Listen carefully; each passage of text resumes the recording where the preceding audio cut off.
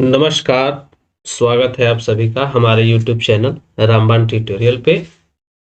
चलिए, जो आज का जो विषय है हमारा रेलवे एस्पायरेंट्स एलपी टेक्नीशियन जो एस्पायरेंट्स हैं, उसके लिए आज जो टॉपिक है हमारा कार्य, ऊर्जा और शक्ति अर्थात वर्क, पावर एंड एनर्जी का टॉपिक हम लेकर के आए हैं आप लोग के लिए। वर्क, पावर और एनर्जी, जिसको हिंदी में कार्य, ऊर्जा और शक्ति के नाम से जाना जाता है। एक बेहद ही खास चैप्टर है एलपी टेक्नीशियन एस्पायरेंट्स के लिए, क्योंकि ये चैप्टर आपको टेक्निकल में भी पूछेगा, एलपी में भी तो पूछेगा ही, टेक्नीशियन के लिए भी और भी ज़्यादा इम्पोर्टेंट हो जाता है। इससे बहुत सारे क्वेश्चंस देखने को मिले हैं एलपी टेक्नीशियन विगत जो पिछले एग्जाम्स में हुए हैं। तो आज हम इसी के बारे में चर्चा करेंगे और पूरे डिटेल्स में चर्चा करेंगे, कुछ क्वेश्चंस भी देखेंगे इस सब का। तो सबसे पहले हम जानते हैं कि कार्य होता क्या है। तो कार्य जो है वह किसी वस्तु पर लगाया गया बल तथा बल की दिशा में विस्थापन कार्य कहलाता है।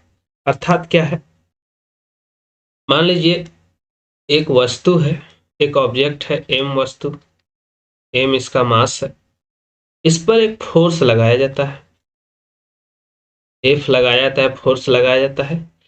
अब यह यहां से खिसक कर अगर यहां पे आ जाती है तो इस बीच जो डिस्टेंस मान लीजिए 1 मीटर का डिस्टेंस कवर करती है, तो यही जो होगा यही कहलाता है कार्य। अर्थात सीधे शब्दों में समझे तो कार्य के लिए दो चीजें होनी आवश्यक है। पहली तो कोई बल लगा हो, पहली कोई बल लगा हो, ये एक इंपॉर्टेंट फैक्ट है। दूसरी विस्थापन हुआ हो, विस्थापन विस्थापन हो अर्थात डिस्प्लेसमेंट हो, डिस्प्लेसमेंट हो। तो ये जो फंडा है ये कार्य का फंडा है। अर्थात यहां से हमको कार्य के लिए एक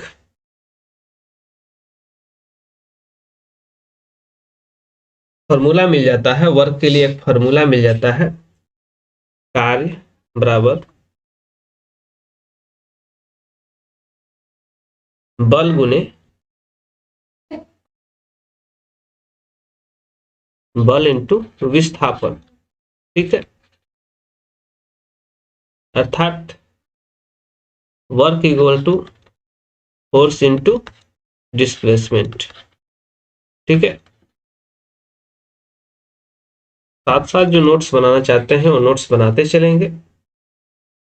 ठीक है, क्योंकि ये बहुत ही इंपॉर्टेंट चैप्टर है। अब इसमें कार्य की थोड़ी सी चर्चा करते हैं।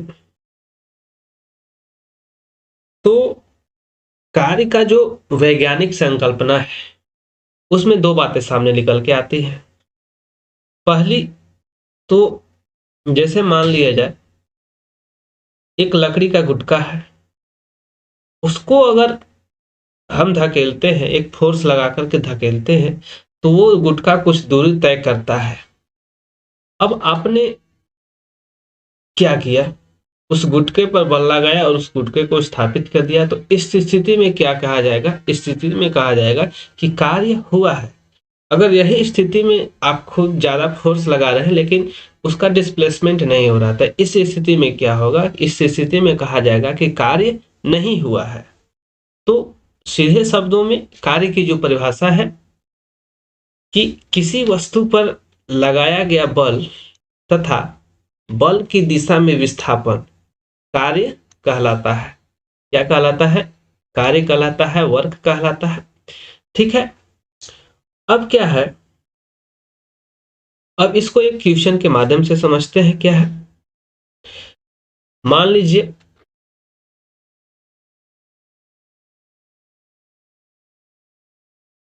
किसी वस्तु पर 5 न्यूटन का बल लग रहा है, तो यहाँ पे फोर्स कितना लगा रहा है, फोर्स हमारा लगा रहा है 5 न्यूटन का।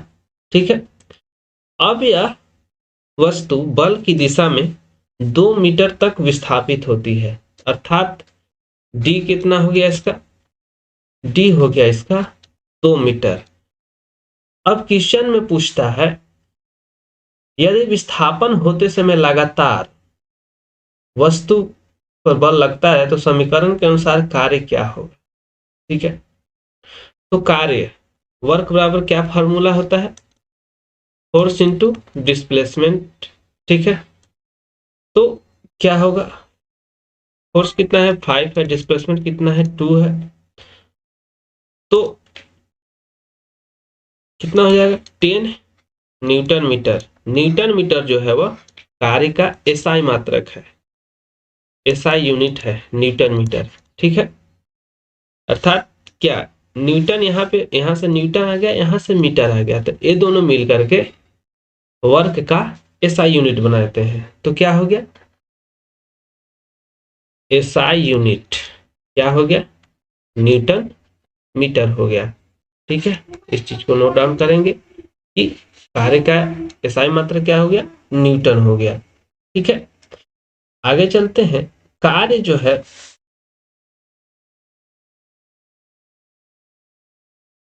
एक नियत बल द्वारा किया गया कार्य क्या होता है उसके बारे में चर्चा करते हैं। तो हमको सबसे पहले क्या करना होगा, इसके लिए हम एक वस्तु जिस पर नियत बल कार्य कर रहा है, मान लीजिए कि वस्तु की दिशा में s दूरी तक विस्थापित हुई, कोई एक वस्तु है उस पर F फोर्स लग रहा है और वह s दूरी तक विस्थापित हुई, तो इस संबंध में किया गया जो कार्य होगा वह क्या होगा, फोर्स बराबर फोर्स इंटू डिस्प्लेसमेंट हो जाएगा, वर्क हो जाएगा। अब देखते हैं हम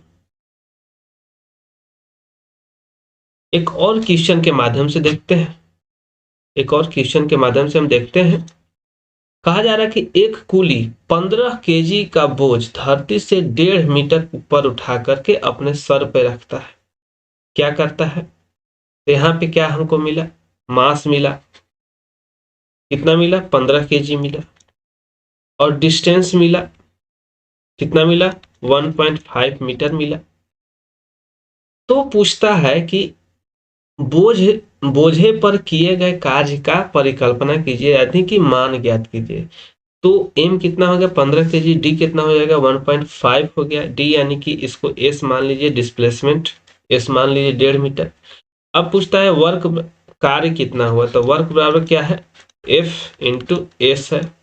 ठीक है, mg इंटू एस, mg कहाँ से आया भाई, तो mg जो है वह क्या कहलाता है, चूंकि फोर्स बराबर 1 न्यूटन, एस बराबर 1 मीटर को मान ले हम, तो क्या होगा इस पे कि द्रव्यमान जो है वह मास, उसको लेकर के फोर्स को किया गया है। अब क्या है, इससे हम निकालेंगे इक्वल टू मास कितना है मेरा 15 केजी है, और ग्रेविटेशनल कांस्टेंट कितना होता है, ऐसे क्वेश्चन से लगभग दिया गया है कि जी का मान 10 मीटर प्रति सेकेंड स्क्वायर मानना है, 10 मीटर प्रति सेकेंड स्क्वायर मानना है, और एस कितना है मेरा 1.5 मीटर है। तो अब क्या करना है, इससे कितना आ जाएगा मेरा 225 KG meter second square meter. तो क्या हो जाएगा, इसी को जूल कहते हैं, एक जूल, ये जो है इसी, ये जूल का मात्रक है। ठीक है, तो कितना कार्य हो गया मेरा 25 जूल हो गया। ठीक है, तो जूल जो है वह कार्य का मात्रक होता है। ठीक है, कार्य का मात्रक होता है, जहां बल क्या है, बल का मात्रक न्यूटन मीटर होता है या जूल होता है। अतः एक जूल किसी वस्तु को बल की क्रिया रेखा दिशा में 1 मीटर विस्थापित कर देती है, तो यह इसका मात्रक हो गया। ठीक है, आगे चलते हैं, आगे हम इसके विभिन्न रूपों के बारे में चर्चा करते हैं। अब ऊर्जा, ऊर्जा क्या होती है? ऊर्जा, जैसा कि आप जान रहे हैं, ऊर्जा बहुत ही इंपॉर्टेंट फैक्टर्स है। ऊर्जा हमारे दैनिक जीवन में, हमारे लगभग सभी चीजों में ऊर्जा की आवश्यकता होती है। तो ऊर्जा क्या होती है? ऊर्जा मेनली, अगर वैज्ञानिक दृष्टिकोण से देखें तो ऊर्जा कार्य करने की क्षमता, कार्य करने की जो क्षमता है वह ऊर्जा कहलाती है। मतलब कहने का मतलब क्या हुआ कि इसमें कोई ऑब्जेक्ट है, कोई मनुष्य है, उसकी जो कार्य करने की क्षमता है उसकी ऊर्जा कहलाती है, उसकी शक्ति कहलाती है। ठीक है। अब इसमें क्या है, ऊर्जा, ऊर्जा के दो प्रकार आते हैं। कौन कौन से आते हैं? पहला आता है गतिज ऊर्जा और दूसरा आता है स्थितिज ऊर्जा। अर्थात कहने का मतलब क्या है, गतिज ऊर्जा को क्या बोलते हैं? गतिज ऊर्जा को काइनेटिक एनर्जी बोलते हैं, काइनेटिक एनर्जी बोलते हैं। और स्थितिज ऊर्जा को क्या बोलते हैं? तो स्थितिज ऊर्जा को पोटेंशियल एनर्जी बोलते हैं, पोटेंशियल एनर्जी बोलते हैं। ठीक है। अब काइनेटिक एनर्जी और पोटेंशियल एनर्जी क्या है? तो इसमें क्या है, काइनेटिक एनर्जी, जैसा कि हम जानते हैं कि काइनेटिक एनर्जी जो है वह वस्तु में गति के द्वारा जो ऊर्जा उत्पन्न होती है, अर्थात जो वस्तु गतिशील है और उस दौरान उसमें जो ऊर्जा उत्पन्न होती है, उस ऊर्जा को गतिज ऊर्जा के नाम से जानते हैं। अर्थात क्या हो जाएगा, रिलीज एनर्जी। क्या हो जाएगा? Release energy. अर्थात कहने का मतलब है, यदि हम किसी वस्तु को फेंकते हैं या जो कार चलती रहती है, तो चलने वाली जो है वह, या गतिमान वस्तु जो है, उसमें काइनेटिक एनर्जी होती है। लेकिन वही हम स्थितिज ऊर्जा, उसके विपरीत होता है। स्थितिज माने कि स्थिर, यानी कि खड़ा। जो वैसी ऊर्जा जो किसी के खड़े रहने पर या कोई वस्तु के होल्ड कर लेने पर उसमें जो ऊर्जा संचित रहती है, उस ऊर्जा को पोटेंशियल एनर्जी कहा जाता है, अर्थात पोटेंशियल एनर्जी कहा जाता है। अब इसके बारे में थोड़ी चर्चा करते हैं। तो गतिज ऊर्जा एक चलती हुई वस्तु पर कार्य करती है। एक तेज चलती हुई वस्तु अपने सदृश अपेक्षाकृत धीमी चलती हुई वस्तु से अधिक कार्य करती है। अर्थात क्या हुआ, विस्थापन। अर्थात गतिज ऊर्जा को एक समीकरण के रूप में व्यक्त कर लेना है। मान लेना है कि m द्रव्यमान की एक वस्तु एक समान वेग u से गतिशील है। क्या मानना है, फ्यूशन के फलस्वरूप क्या मानना है, एक वस्तु है, एक वस्तु है जिसका द्रव्यमान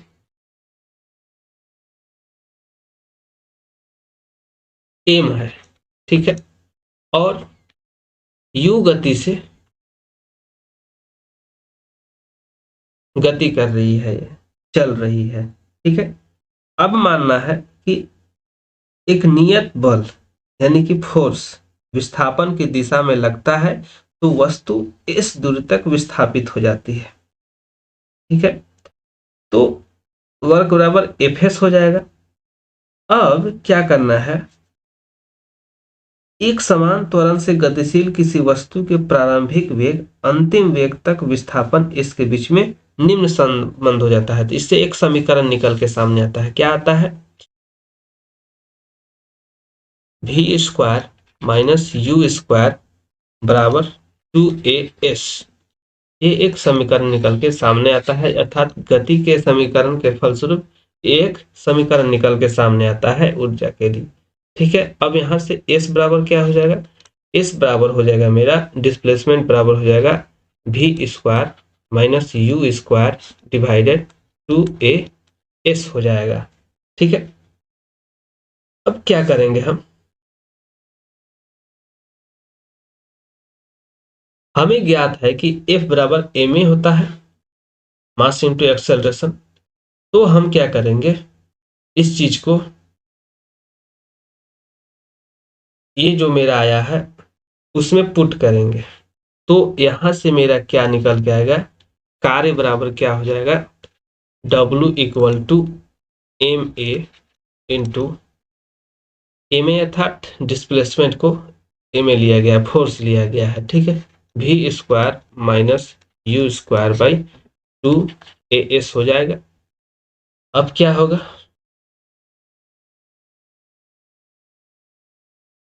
अब हमें क्या करना है,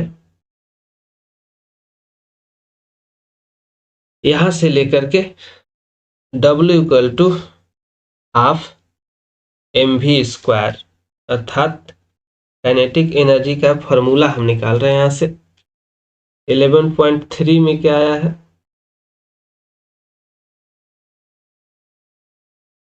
अब यहां से क्या करेंगे, हम इसको इस फॉर्म में लिखेंगे W equal to 1/2 m v square minus u square, ठीक है, क्योंकि a कट जाएगा, यहाँ पे m बच जाएगा, s भी चला जाएगा, सिर्फ m बचेगा, ठीक है।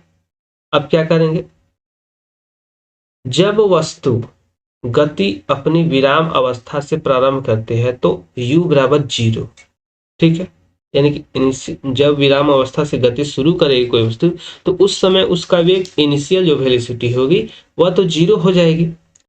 तो यहाँ पे क्या हो जाएगा, ये चीज निकल के सामने आएगा, जब जब क्या होगा, जब u बराबर 0 हो तो क्या आ जाएगा, W equal to half mv square आ जाएगा, ठीक है। अब यहीं से क्या हो जाएगा, हाफ mv स्क्वायर, यानी कि यहीं से फॉर्मूला निकल जाता है kinetic energy equal to half mv square, ठीक है, यही काइनेटिक एनर्जी का फॉर्मूला होता है, ठीक है। तो इसका मैंने पूरा डिटेल्स बता दिया कैसे कैसे क्या निकलता है। अब हम जानते हैं, जैसे एक क्वेश्चन के माध्यम से देखते हैं, क्वेश्चन कहता है कि 15 kg द्रव्यमान की एक वस्तु, यानी कि मास कितना है, यहाँ पे 15 kg है, 4 मीटर प्रति सेकेंड के एक समान वेग से गतिशील है, तो वस्तु की गतिज ऊर्जा कितनी होगी, यानी कि इसमें क्या दिया हुआ है, भी दिया हुआ है, कितना दिया हुआ है, 4 मीटर प्रति सेकेंड दिया हुआ है, ठीक है। अब पूछ रहा है कि गतिज ऊर्जा क्या होगी, काइनेटिक एनर्जी क्या होगी, तो के ई बराबर वही फॉर्मूला लगाएंगे, हम हाफ mv स्क्वायर लगाएंगे, उसके बाद वैल्यू पुट कर देंगे, 1/2 m का मान कितना है, 15 है, v का मान 4 है, तो 4 का स्क्वायर 16 हो जाएगा, ठीक है। अब इसको काट लेंगे, 2 से 16 8 बार में जाएगा, 15 अट्ठे 120 हो जाएगा, 120 जूल इसका आंसर आ जाएगा, ठीक है। तो अब इस तरह से क्वेश्चन आप कर लीजिएगा, ठीक है, ये फॉर्मूला जरूर से जरूर याद रखेंगे, आप नोट डाउन कर लेंगे।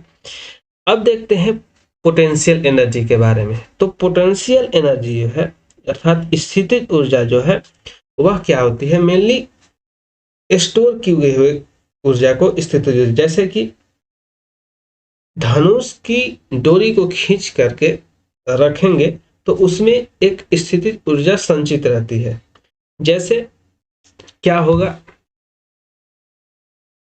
स्थितिज ऊर्जा जैसे इस तरह से देखिए, ये जब यहां से इस पोजीशन में आएंगे हम तो क्या होगा, इस रस्सी को जब खींच के रखेंगे तो इसमें पोटेंशियल एनर्जी स्टोर हो जाएगी, और यही पोटेंशियल जब इस तीर को छोड़ा जाएगा तो यही पोटेंशियल एनर्जी क्या होता है, गतिज ऊर्जा में बदल जाती है, इसको ऊर्जा प्रदान करती है, और यह तीर जो है तेजी से आगे निकलता है, ठीक है।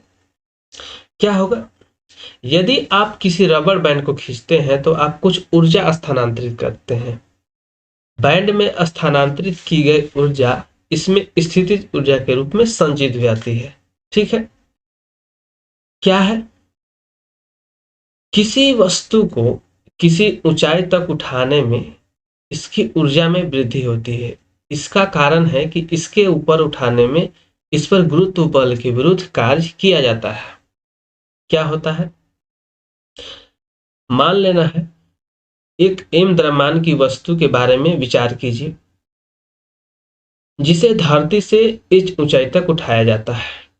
अब इसके फलस्वरूप क्या होगा, एक m द्रव्यमान की वस्तु है, एक m द्रव्यमान की वस्तु है, ठीक है, h ऊंचाई तक उठाया जाता है, ठीक है। अब इसका ऐसा करने के लिए एक बल की आवश्यकता होगी, जाहिर सी बात है उठाने के लिए तो बल की आवश्यकता होगी ही। तो क्या होगा, न्यूनतम बल वस्तु के भार के बराबर अर्थात mg है। क्या है, mg है, भार के बराबर गुरुत्वीय बल भार के बराबर बल होता है तो mg हो गया, ठीक है।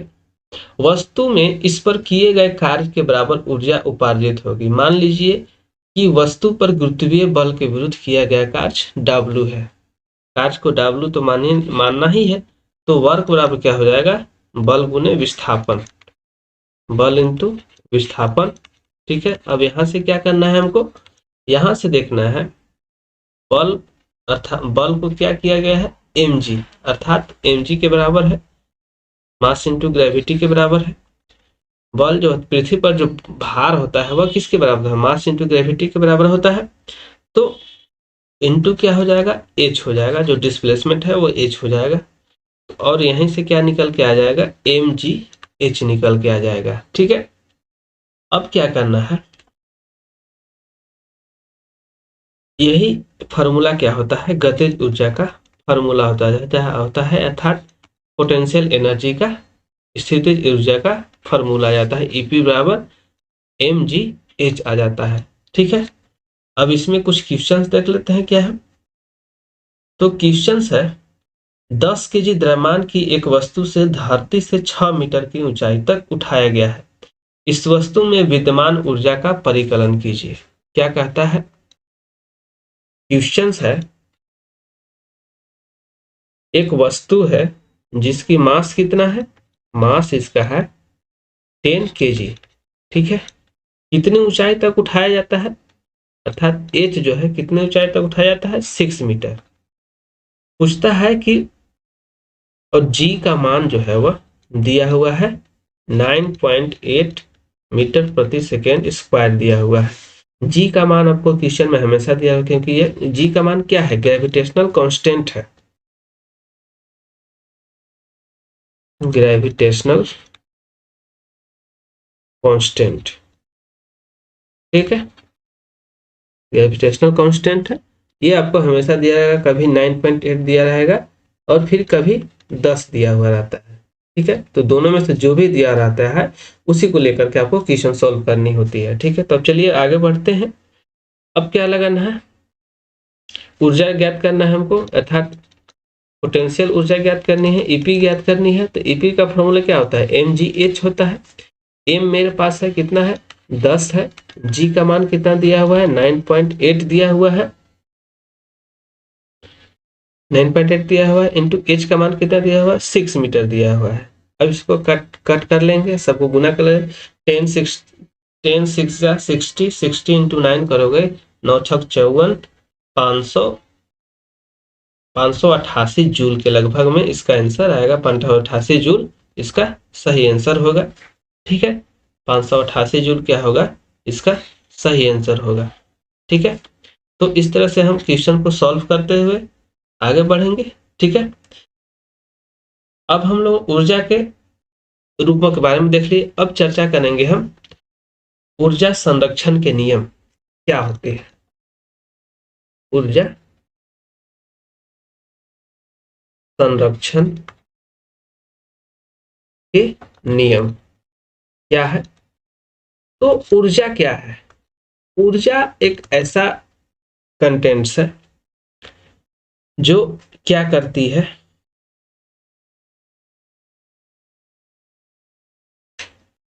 इसके एक वैज्ञानिक जो थे उन्होंने इसके बारे में एक ऊर्जा संरक्षण का नियम दिया, उसमें बताया गया कि ऊर्जा ऊर्जा न तो नष्ट होती है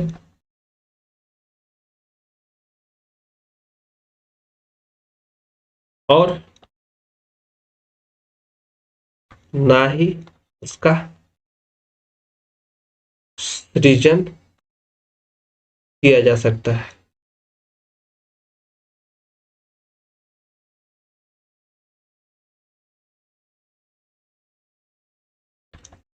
एक एक रूप से दूसरे रूप में केवल स्थानांतरित किया जा सकता है। क्या किया जाता है? एक रूप से दूसरे रूप में स्थानांतरण हो सकता है। ठीक है, तो यही ऊर्जा संरक्षण का नियम है। ठीक है, इसी के सिद्धांत पर बहुत सारे वैज्ञानिक प्रैक्टिकल होते रहते हैं, अनुसंधान होते रहते हैं। अब क्या है, जैसे क्या होता है, स्थितिज ऊर्जा क्या होगी? गतिज ऊर्जा में परिवर्तित होगी। ठीक है, गतिज ऊर्जा में क्या, जैसे रूपा। अब आते हैं क्या, ऊर्जा रूपांतरण करने वाले कुछ उपकरण के बारे में जानते हैं।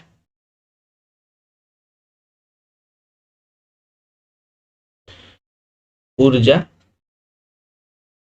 रूपांतरण करने वाले उपकरण। ठीक है, जैसे क्या आ जाएगा, डायनेमो। डायनेमो का उदाहरण ले लीजिए। तो डायनेमो क्या करता है? डायनेमो जो है वह यांत्रिक ऊर्जा को विद्युत ऊर्जा में परिवर्तित करता है। क्या करता है?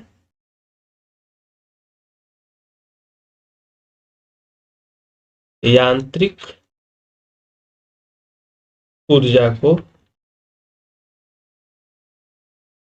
विद्युत ऊर्जा, अर्थात मैकेनिकल एनर्जी को इलेक्ट्रिकल एनर्जी में। ठीक है, अगला आता है हमारा मोमबत्ती। मोमबत्ती में क्या आता है? मोमबत्ती जो है वह क्या करता है? रासायनिक ऊर्जा को प्रकाश ऊर्जा में, यानी कि केमिकल एनर्जी को लाइट एनर्जी में। इस तरह से बहुत सारे तथ्य आते हैं। जैसे आगे आपको माइक्रोफोन आएगा। माइक्रोफोन क्या करता है? ध्वनि ऊर्जा को विद्युत ऊर्जा में बदलता है। ट्यूबलाइट क्या करता है? विद्युत ऊर्जा को प्रकाश ऊर्जा में बदलता है। विद्युत मोटर क्या करता है? विद्युत ऊर्जा को यांत्रिक ऊर्जा में बदलता है। सितार क्या करता है? सितार यांत्रिक ऊर्जा को ध्वनि ऊर्जा में बदलता है। इसी तरह से आते हैं विद्युत मोटर, विद्युत बल्ब जो है विद्युत ऊर्जा को प्रकाश एवं ऊष्मा ऊर्जा में बदलता है। तो इस तरह से कुछ उपकरण जो है वह ऊर्जा रूपांतरण का काम करते हैं। अब देखते हैं थोड़ा सा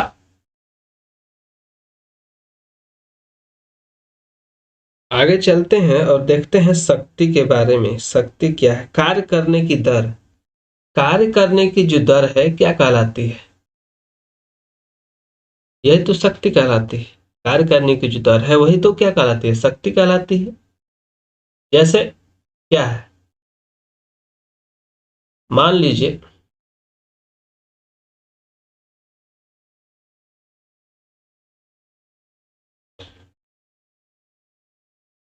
शक्ति क्या है? शक्ति जो है एक आता है इलास्टिक पोटेंशियल, मतलब जो हम खींचते हैं कि उस खिंचाव में क्या स्थिति, खिंचाव वाला स्थिति ऊर्जा संचित रहती है। ठीक है, इलास्टिक पोटेंशियल कि खिंचाव वाला जो स्थिति हो जाता है वह सम्मिलित होती है। अब हम चर्चा करते हैं शक्ति के बारे में। शक्ति क्या है? शक्ति यानी कि पावर। पावर क्या है? तो पावर सीधे शब्दों में समझे तो कार्य करने की दर को शक्ति कहते हैं। क्या कहते हैं? कार्य करने की दर शक्ति कहलाती है। ठीक है, एक नॉर्मल सा इसका डेफिनेशन हो गया। शक्ति बराबर फॉर्मूला होता है, तो इससे यहाँ शक्ति निकल के आती है, शक्ति बराबर कार्य करने की दर, अर्थात कितने समय में क्या कार्य किया गया उसके दर को शक्ति कहा जाता है। तो दर, कार्य क्या हो जाएगा, वर्क, दर क्या हो जाएगा, दर को टी से व्यक्त करते हैं। तो शक्ति बराबर पी बराबर W/T, इसका फॉर्मूला गया, इसी के सहारे क्वेश्चन सॉल्व किए जाते हैं। शक्ति का मात्रक, शक्ति का मात्रक वाट है।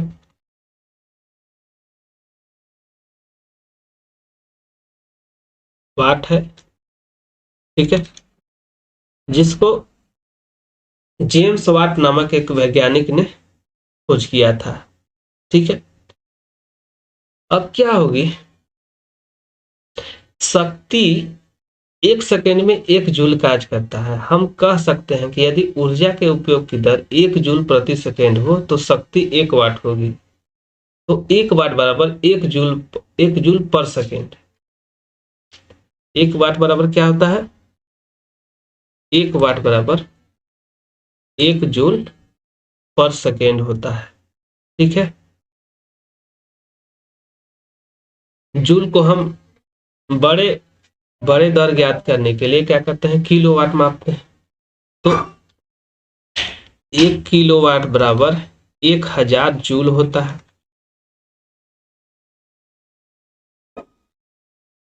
या 1000 वाट होता है। ठीक है, अब इसी प्रकार से शक्ति का हम मात्रक ज्ञात करते हैं, शक्ति ज्ञात करते हैं, कौन कितनी शक्ति लगाता है, क्या करता है। जैसे एक क्वेश्चन की सहायता से हम समझते हैं। क्वेश्चन है कि 50 केजी द्रव्यमान का एक लड़का एक सोपान पर दौड़कर 45 सीढ़ियां 9 सेकेंड में चढ़ता है। क्या करता है, एक 50 केजी वेट का एक लड़का है, यानी कि एम क्या है, 50 केजी है। वह दौड़ता है, मैंने एक सांस में दौड़ करके 45 सीढ़ी 9 सेकेंड में चढ़ता है। टी क्या दिया हुआ है, 9 सेकेंड दिया हुआ है। यदि प्रत्येक सीढ़ी की ऊंचाई 15 सेंटीमीटर हो तो इसकी शक्ति का परिकलन कीजिए, मान ज्ञात कीजिए। जी का मान दिया हुआ है यहाँ पे 10 मीटर प्रति सेकेंड स्क्वायर लेना है आपको। तो एक सीढ़ी की ऊंचाई 15 सेंटीमीटर है, तो 45 सीढ़ी की ऊंचाई कितना हो जाएगा, तो 45 सीढ़ी का ऊंचाई हो जाएगा 45 गुने 15 हो जाएगा। ठीक है, अब लड़के का भार ज्ञात करना है। तो लड़के का भार mg क्या हो जाएगा, 50 इंटू 10 बराबर 500 न्यूटन हो जाएगा लड़के का भार। ठीक है, कुल ऊंचाई हो जाएगी, एच कितना हो जाएगा, 45 गुने 15 डिवाइडेड 100, यानी कि 100 सेंटीमीटर बराबर 1 मीटर होता है। तो मीटर में हमको ज्ञात करना होगा, तो इसको डिवाइड करेंगे तो कितना आ जाएगा, 6.75 मीटर आ जाएगा। हाइट भी आ गया और मेरे पास mg भी आ गया, लड़के का भार भी आ गया मेरे पास। अब t तो दिया हुआ है ही, अब फॉर्मूला लगाएंगे हम शक्ति का। तो P बराबर जान mg h बटा t।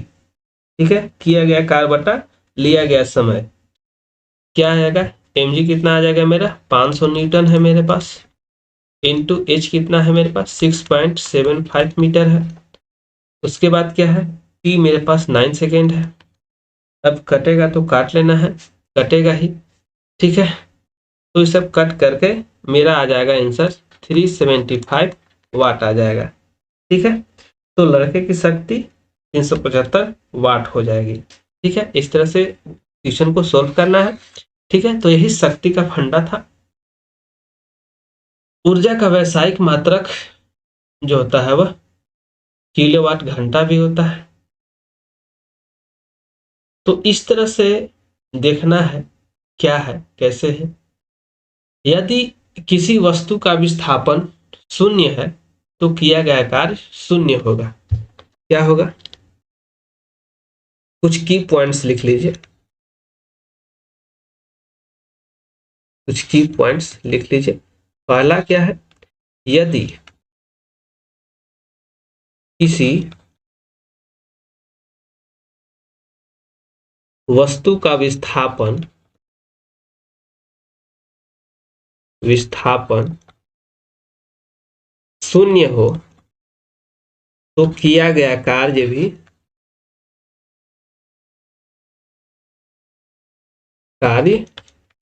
शून्य होगा। ठीक है।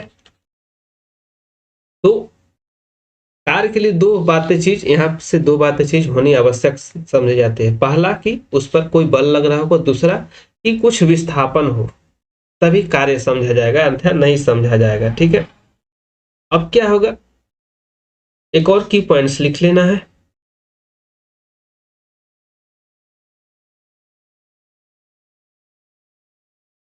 यदि किसी वस्तु में कार्य करने की क्षमता हो तो यह कहा जाता है कि उसमें ऊर्जा है। ऊर्जा का मात्रक वही है जो कार्य का है। ऊर्जा का मात्रक